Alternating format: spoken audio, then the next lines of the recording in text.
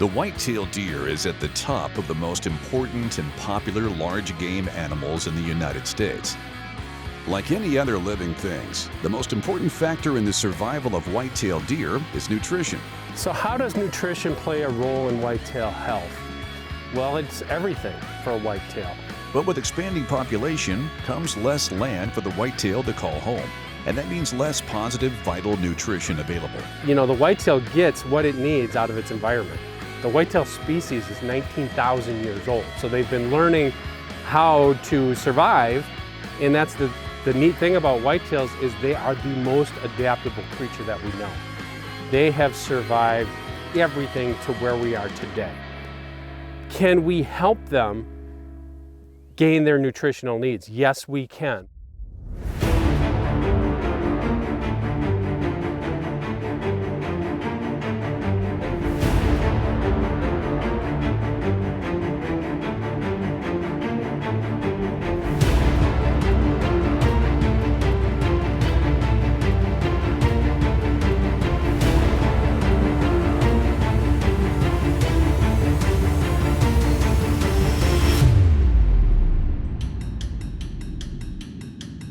This is where it all begins.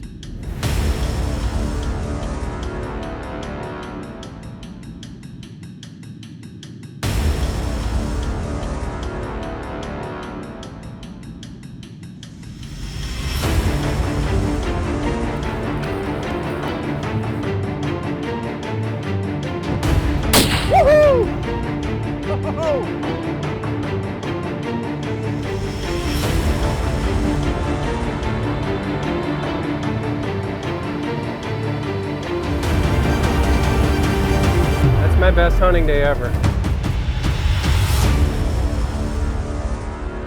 This is Deer and Deer Hunting TV.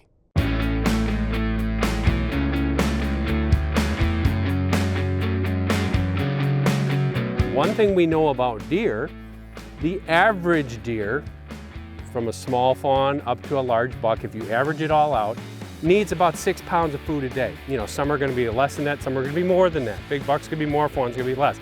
The average is 6 pounds a day. Now, just do some math. That's over a ton of food throughout the year. So when they're going along here and nipping browse, you know, some aspen browse here, some dead oak leaves there, you know, they're getting nutrition, but it's all coming out of the soil. What's coming out of that soil is how they're nourishing their bodies. It's no different than us. If I plant a tomato plant in sand, I'm going to get tomatoes, but is it going to have the same amount of nutrition as if I planted it in some really just top-notch fertile soil? No, it's different. What that plant is a vector of what is in the soil. Same thing for whitetail. So what can we do as whitetail managers to help the whitetail? Many landowners head to their food plots armed with supplements to help with the deer nutrition. Those are great and wonderful resources to help, but they do not and cannot take the place of the proper nutrients a deer needs to survive and thrive. Well, we can plant food plots. We can plant food plot trees, apple trees, pears, plums, persimmons. We can augment what they get in their environment to help meet their daily nutritional and their yearly nutritional needs. Bucks need it mostly for skeletal size. So they're building their bodies, you know, especially as they're getting to maturity, 3, 4, 5, 6 years old. By the time they get to 4 or 5 years old, their bodies are there. But it takes a lot of food to get them there. And that food is going to manifest itself in antler growth too. You know, if you give them enough age and enough nutrition, that's where you're going to see bucks with their maximum antler potential. There's not much else you can do. You just make sure that they have the right groceries, so to speak, and they're going to reach max potential before you know it. Deer and Deer Hunting is brought to you by Cuddyback, CuddyLink, 24 cameras, 1 cell plan, $10 per month. Hornady, accurate, deadly, dependable. Get armed and deadly with Easton FMJ arrows. And by Scent Killer Gold with Hunt Dry Technology Plus. Apply it, dry it, and go hunt. Coming up next. So when you break that down on a nutritional level, how does it affect bucks and does differently? there are some major ways. This segment of Deer and Deer Hunting is brought to you by Redneck Blinds. This segment of Deer and Deer Hunting is brought to you by Outdoor Edge. Poor diet affects animals in much the same way it affects humans. You have to put the proper things in your body. Is there a difference between bucks and does? You bet there is. The nutritional levels for bucks and does, their needs are going to be different in these ways. A doe basically needs just prime nutrition throughout the year. If she's going to be bearing fawns the next spring, she has to have her skeletal size there. She's got to have the proper body weight. You know, a doe fawn can breed. Normally when they get to 80 pounds or more in fall, a doe fawn will breed and conceive fawns that next year. A mature doe, she's going to need optimal nutrition for lactation. She's going to need it to get through winter. She's going to need it in spring so she can carry that fawn to full term. So what we see is in areas that are lacking nutrition, does that come out of winter in poor shape, they're not going to be successful mothers. So what are the physiological needs of bucks versus does? Well, they're the same and they're different. They're the same in the fact that if they get enough quality nutrition, they're going to reach max potential and they're going to be healthy. That's plain and simple. But for a buck, his needs are building that skeletal size and that body mass. And that's going to come through age and it's going to come through proper nutrition. So if he's getting proper nutrition, he's going to reach, 3, 4, 5 years old. He's going to peak out at 3 years old. He's going to be a stud. At 4 years old, he's going to just be a brute. And beyond that, and that body size is going to be there. In most places, that buck's going to be 200 pounds or way more than that. And it's, it's muscle, it's body mass. Antler size is going to be manifested through proper nutrition. Age and food, that's what they need, basically. We can talk about genetics all we want, but at the end of the day, a buck needs age and he needs a lot of good food to reach his max antler potential. Getting deer proper nutrition is not a one-time fix-all.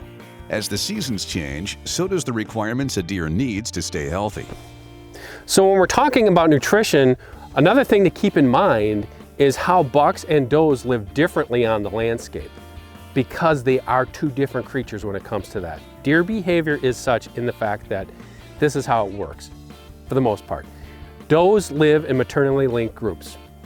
And what I mean by that is that if you look at a map, if you would just look a bird's eye view of a topo map where you hunt, and you just draw a bunch of circles that touch each other, and think of doe home ranges in that way. Doe home ranges is going to be a mother and her daughters and her aunts and all these maternally linked females living on the landscape. That's why you see does in big groups sometimes. When you see 10 or 15 or even 20 does, chances are extraordinarily high that they are all related. Those deer, like I said, they are sisters and mothers and grandmothers, and they're living together. And how do they figure that out? No different than turkeys. It's pecking order. The older does, the more dominant does, will establish their home range, their core range on the best habitat. And what is the best habitat? Not necessarily the habitat that has the best food, the best fawning cover. Fawning cover is critical for does, and that's why we say those mature does are the best mothers, because through attrition, they've become the dominant females of the clan. They're going to pick the best spot to live, and so on down the line. An easy way of thinking about this is how many times have you gone bow hunting in early season?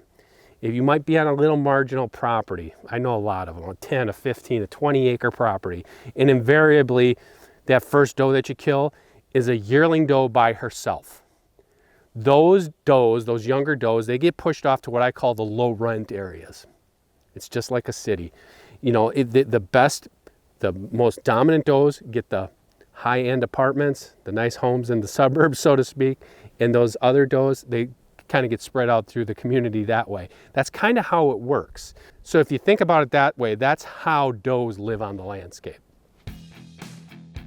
Okay, so now let's talk about how bucks live on the landscape. So when you put this all together, you can understand how the nutritional needs are met. But a buck, we always say for the most part, has a home range of about a square mile. So think about that as about 640 acres. But we as humans, we like to think in squares. We look at that map and we say, okay, here's 640 acres. That's gonna be the buck's home range. It doesn't work that way. Bucks live on the landscape in this way. Those mature bucks will occupy tight core ranges. And as we know, as a buck gets older, his core range shrinks because he knows that is his safe zone. That's where he's gonna live. It's got everything he needs. It's got food, water, and cover, and cover's usually pretty good. And he can evade predators, he can go there, and he knows he's not gonna get bothered. But a lot of times if you look at a buck's home range, instead of that nice square 640 acres, that could be a long, skinny, looks like links of a chain. It could be hopscotch. Basically, when you look at that topo map, look at the topography and the fact that where is the best cover on that? That's why you get trail camera photos of a mature buck here. Now, I'm not talking about the rut. The rut, all bets are off. That buck could be going 5,000 acres. But throughout the year, his home range might be that long, skinny thing that just happens to have the best of everything there. Food, water, cover, and it might be that way. It could be a square, it could be an oval, it could be an oblong. It doesn't really fit any specific format. What it does is, like I said, as that buck gets older, that's the habitat that he's going to prefer. Coming up next, the results of proper nutrition pays off in a big way. This is Deer and Deer Hunting. This segment of Deer and Deer Hunting TV is brought to you by Hunt Stand.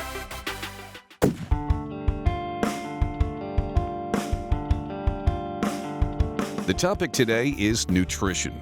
What whitetails need to thrive and survive. Whether it's size or antler growth, nothing can affect deer like a lack of proper nutrition.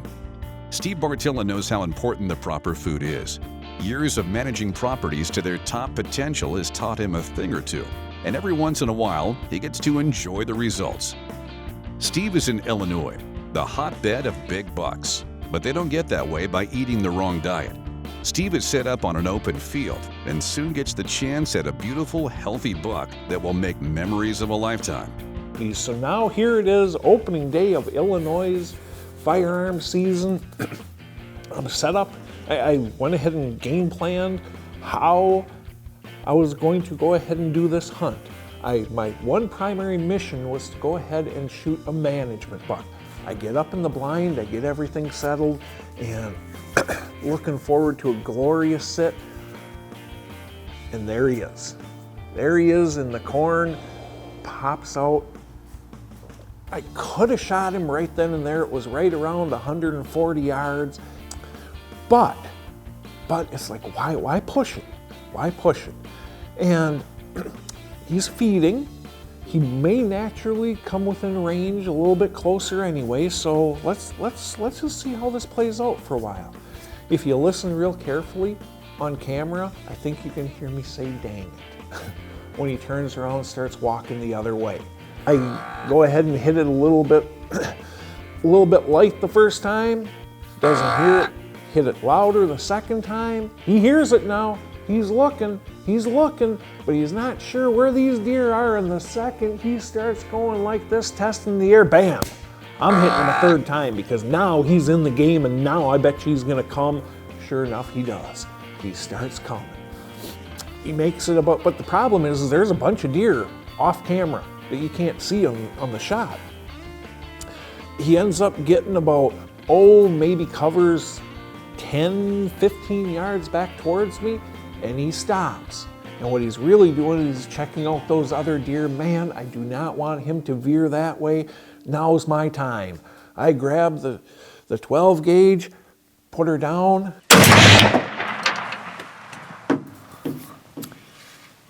Made the shot. He runs a little button hook out in the field and crumbles right in the middle. And just that quick, my Illinois season was wrapped up with one sit.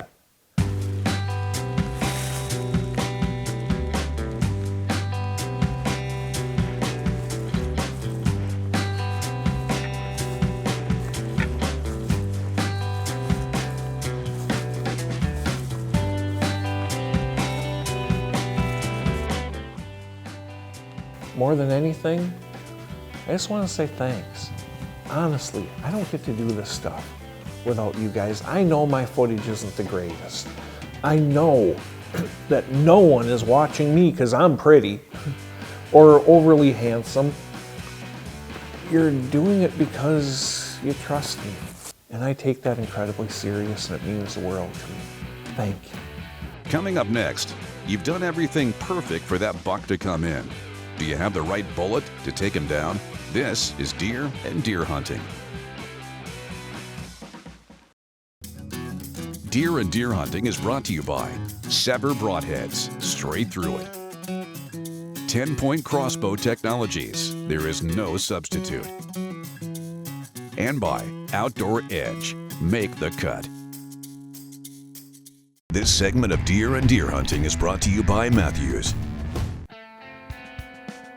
There's really no right answer when it comes to choosing the right deer caliber, but you can ask yourself a few questions to narrow it down. First of all, who's using that rifle? Is it a youth hunter, a smaller frame person, maybe a spouse, your wife?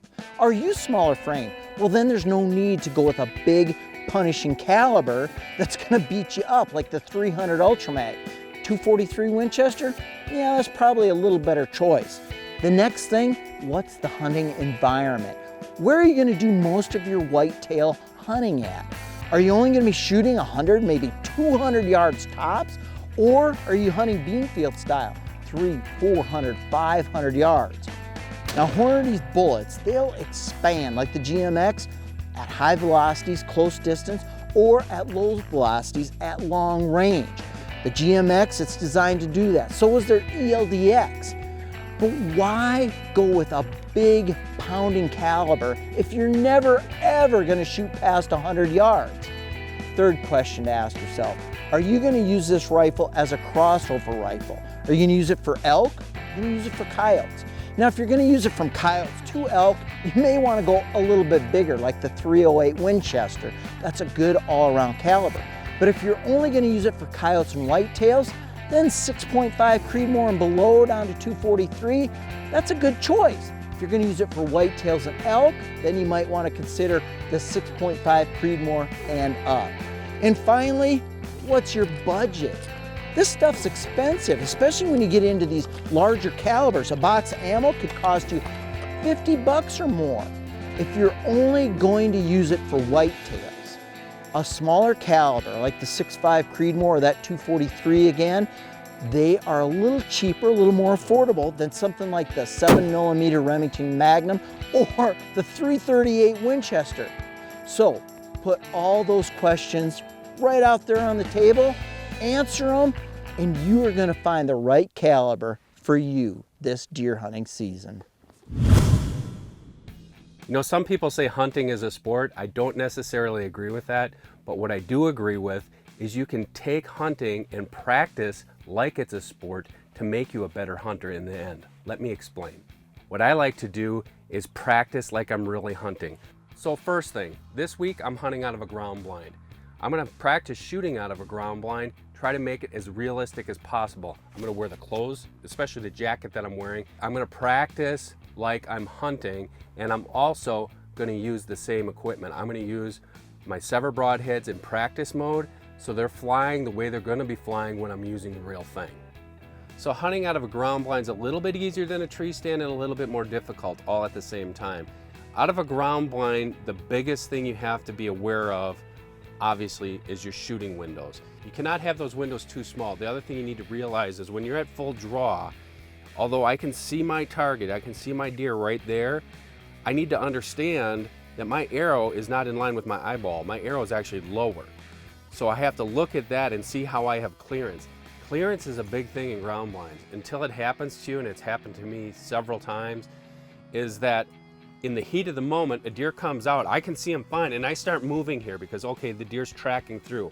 I'm coming to full draw, and I might move a little bit. When I move a little bit, is my arrow gonna hit the side of that window? Is it gonna hit the bottom of that window?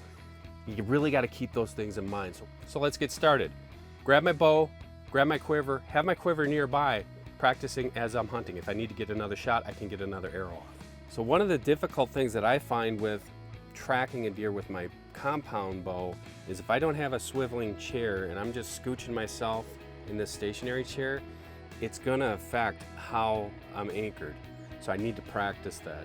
If you guys got tips, I'd like to hear them, but this is what I do. The other thing I'm gonna add is when I'm tracking a deer with my bow, I have to be prepared for a very quick shot. A lot of times that deer's not gonna stop. Or if I have to get him to bleat to stop, he's not gonna be there for long, so I gotta make the shot very quickly. So I'm gonna show you how that's done. Deer comes out here, he's trotting, moving fast, walking, man. And I gotta practice that because that's gonna be different. From here to here, I could be different in my anchor point. You know, you can practice to minimize the things that are gonna go wrong, but I don't think you can ever perfect it. I know that I can't. I mean, even after all these years of bow hunting, things will go wrong. But the more that I practice, the more I'm gonna know in the heat of the moment that I've done everything that I could to make